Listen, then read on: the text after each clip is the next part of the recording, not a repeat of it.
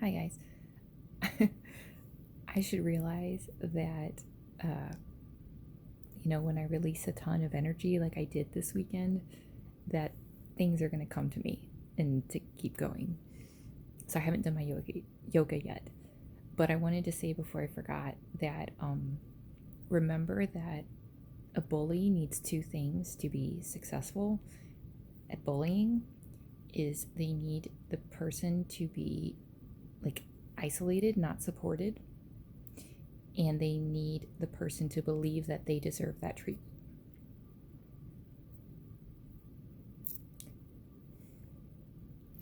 And another thing I wanted to say was, and I know everybody's different, so this is just speaking from, my heart, but I've talked about releasing emotion, like learning to release it. And I think what could, it gives me chills, I know it's true. I think what could be really powerfully healing for people is if they're in therapy or, well, yeah, that's what it would be. And let's say you've created that safe container for them. And let's say they're having a flashback or they're having, they're trying to reach for their dream and they're getting stuck. My whole body is chills. So it's exciting. But I think it's incredibly powerful, effective, and healing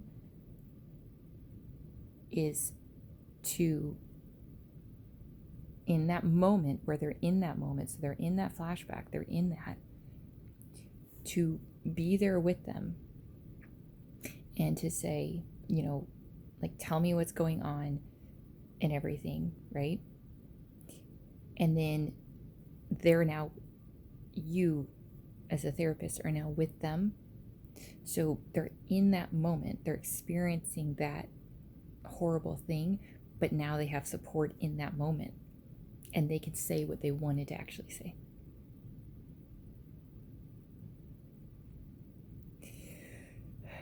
I think that could be really powerfully healing. Because, like I said, love is the antidote to pain. And bullies can't be successful at bullying if someone has support and, doesn't believe that they deserve that treatment. So it's kind of like if something bad was happening and all of a sudden a spotlight and police came, it's like that shit would stop. And I think that could just be really, really powerful for helping rewire that memory.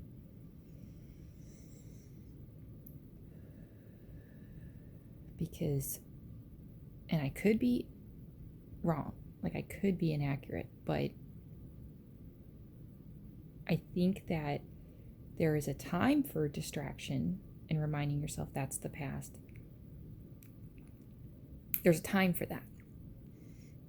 But as you're actually digging into it and you actually want to change it, yes, we can't change events of the past, literally, but we can change how it affects us.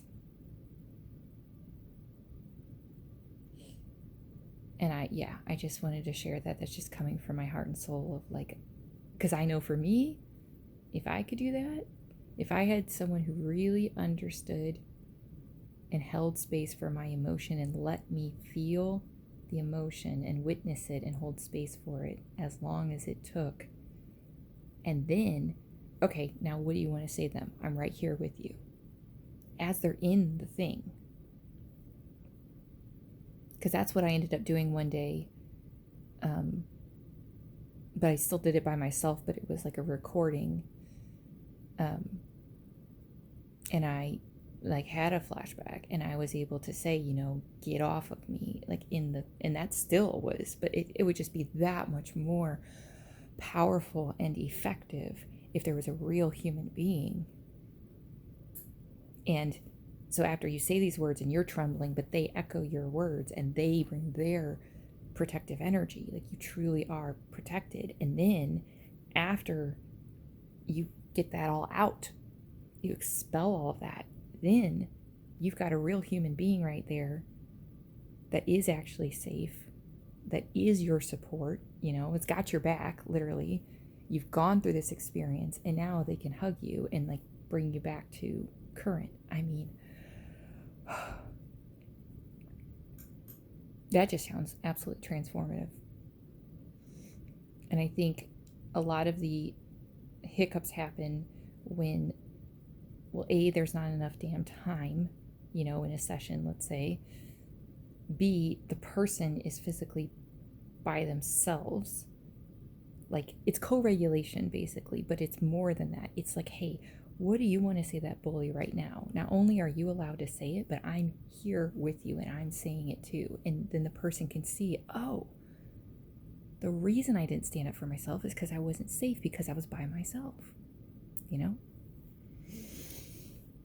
like I said, but I think the whole process, and then to be able to then have a real human being hug you, because I will tell you, I mean, one of the things I dream about is having people, and hugs, and that might sound sad, and it is sad, but it's also like,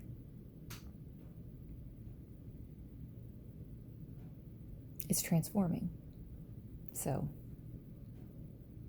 yeah, my body like lit up, when I was saying that. So I know that on some level I'm onto something, because I truly believe, and I think I've also researched this, that like, this is why the same event can happen to two people and they can have different experiences of it. Yes, we're different and all that. But the facts are, if you got someone who, let's say they're walking down the hallway, someone pushes them, right? And they immediately go to a group of friends. They tell what happened. They get to like express their emotion in that moment. Their friends hug them and say, "Oh, that's not okay. Like, we'll protect you, whatever," right? They're feeling better. It doesn't become a little T trauma. Versus someone who's walking down the hall, they get pushed. They don't have anyone they can talk about it with. They don't get to feel their feelings. They have to put a smile on their face and be like, yeah, everything's fine, when everything's not fine. Like, and then let's say they even finally do tell someone and they're like, well, it's your fault because of this. Those are two different experiences. And I'm passionate about this for reasons, because it's not fair to, again, I'm going to say it's not fair because this is me standing up, like taking a stand. It's not fair to blame a victim by saying don't be a victim. The people who say that and have good intentions, what they mean is don't stay a victim type of thing. But the problem is if you never let them have that tender, insecure moment, it never gets healed, because it's like saying there's something wrong with you if you're hurt by something that's hurtful. And if you get enough of those experiences, you think something's wrong with you, but it's not true, So I just think I would be willing to do that for people, as long as I stay physically safe, obviously. But, I could see that being incorporated in the center of, we need to not assume that people have been told the things that are life-giving, because they maybe never were told that, and they maybe were told the exact opposite of things that are good for you. So anyway, I just wanted to share that.